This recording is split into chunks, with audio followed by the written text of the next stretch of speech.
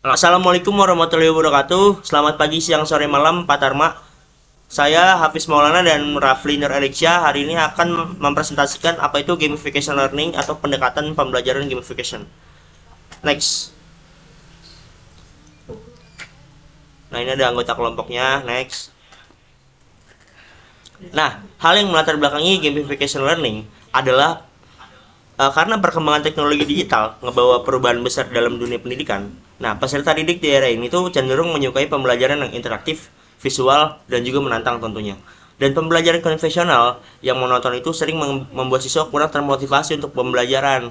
Nah, jadi gamification learning ini hadir di kita untuk pendekatan yang memanfaatkan unsur permainan untuk menciptakan suasana belajar yang lebih menarik dan juga bermakna. Next. Oke, di sini ada pengertian dari gamification learning itu sendiri. Jadi, gamification learning merupakan pendekatan pembelajaran yang mengintegrasikan elemen-elemen seperti poin, level, rencana, tantangan, dan penghargaan. Jadi, singkatnya kayak games-games gitu. Dan dimasukkan ke dalam kegiatan pembelajaran.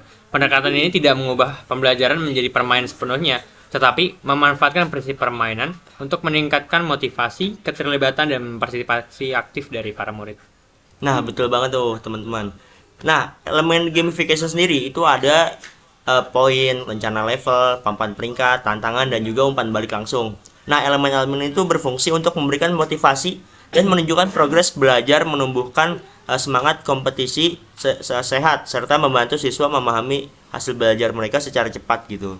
Oke, lanjut. Oke, selanjutnya ada landasan teori dari gamification. Gamification learning memiliki dasar yang kuat pada anjing dia ngerokok, cok, asapnya kelihatan anjing. Enggak. Sudah ulang. Oke, selanjutnya ada landasan dari teori gamification. Gamification learning memiliki dasar yang kuat pada teori behaviorisme, kognitivisme, dan konstruktivisme. Dalam behaviorisme, pemberian poin dan reward berfungsi sebagai penguatan positif. Sedangkan dalam kognitivisme, tantangan dalam gamifikasi mendorong proses berpikir dan pemecahan masalah. Sementara itu, konstruktivisme menekankan bahwa pengetahuan dibangun melalui pengalaman belajar aktif. Next point. Oke, selanjutnya. Nah, jadi di gamification itu juga ada strategi penerapannya sendiri. Nah, penerapan gamification learning memerlukan perencanaan yang matang. Nah, guru-guru itu perlu menetapkan tujuan pembelajaran yang jelas setiap harinya, merancang mekanisme permainan yang relevan, dan juga memilih platform digital seperti Kahoot, Quizizz, atau Genially. Dan evaluasi dan refleksi perlu dilakukan untuk memastikan bahwa gamification mendukung pencapaian kompetisi belajar di setiap harinya. Oke, lanjut. Selanjutnya ada keuntungan dan tantangan dari gamification learning. Yang pertama, gamification learning mampu meningkatkan motivasi, keterlibatan, dan suasana belajar yang menyenangkan. Namun, pendekatan ini juga memiliki tantangan seperti keuntungan pada reward, ketergantungan pada reward, keterbatasan kompetensi guru, serta resiko kompetisi yang tidak sehat apabila tidak dirancang secara profesional. Nah, di sini ada analisisnya. Jadi gamification ini efektif jika digunakan sebagai metode pendukung pembelajaran. Nah, pendekatan itu perlu disimbangi antara unsur hiburan dan juga substansi materinya. Jadi agar tidak mengaburkan tujuan dari si pembelajaran itu sendiri. Dan penyesuaian dengan karakteristik peserta didik menjadi kunci dari keberhasilan gamification itu. Oke, sebelum kita masuk ke kesimpulan, mungkin dari Teman-teman ada yang ingin bertanya? ada yang ingin bertanya, betul? Bisa langsung raise hand aja atau langsung on mic aja. Jawabannya.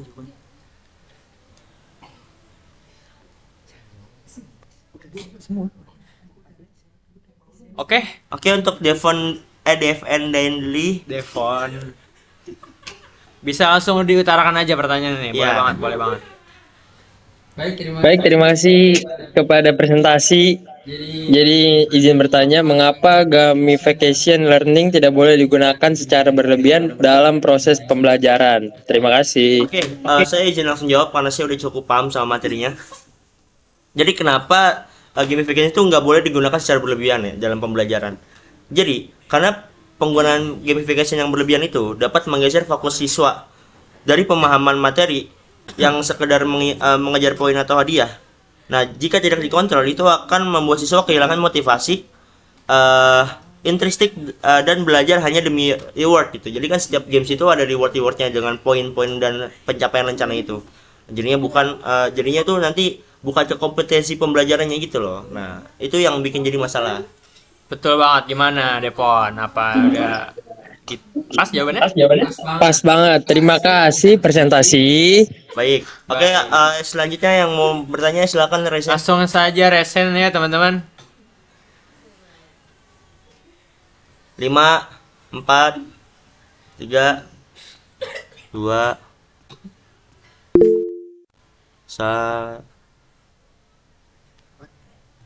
kamera gua kenapa sih? Bentar. Oke, untuk Nabila Fadila silakan diangkat. Silakan jawabannya dilontarkan. 2, 3. Oke, baik. Terima kasih kepada presentator. Saya izin bertanya, bagaimana peran guru dalam memastikan gamification ini tetap mendukung tujuan pembelajaran? Terima kasih. Oke, baik, terima kasih Nabila. Karena saya sudah sangat menguasai sedikit dari materinya, mungkin langsung saya jawab. Jadi guru itu berperan sebagai perancang dan pengendali pembelajaran dengan menyelesaikan elemen permainan pada tujuan, materi, dan karakteristik pada siswa. Guru juga harus mengevaluasi dampak gamification agar unsur permainan tidak mengalahkan substansi materi. Jadi jawaban simpelnya seperti itu, Nabila. Apakah sudah terjawab? Sudah terjawab. Terima kasih. Satu lagi. Oke, untuk pertanyaan selanjutnya nih, kita buka 3 pertanyaan, teman-teman. Barangkali ada yang kurang mengerti.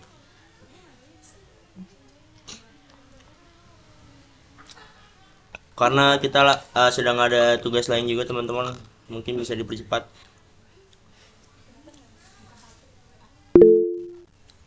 Oke, boleh banget, langsung aja Mercy Agustino. Utarakan langsung pertanyaannya.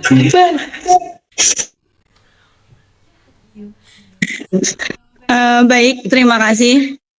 Saya izin bertanya, dalam kondisi apa?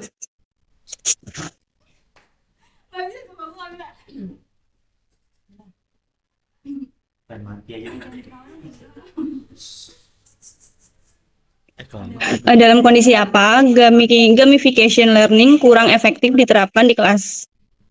Terima kasih. Ini menurut saya aja ya. Saya izin langsung jawab. Menurut saya, gamification learning itu kurang efektif ketika fasilitasnya itu terbatas dari segi teknologinya. Jadi guru itu belum mempunyai kompetensi digital dan juga karakter siswa tidak siap dengan sistem kompetisi berbasis teknologi gitu. Nah, selain itu, materi yang membutuhkan pendalaman reflektif juga memerlukan pendekatan tambahan selain gamification itu. Gimana kira-kira cukup? Cukup.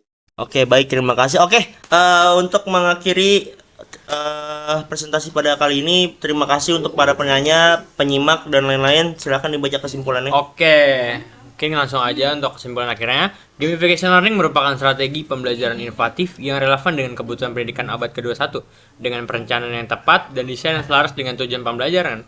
Gamification dapat meningkatkan motivasi, partisipasi, serta hasil belajar peserta didik secara berkelanjutan. Oke, akhir kata, terima kasih. Wassalamualaikum warahmatullahi wabarakatuh.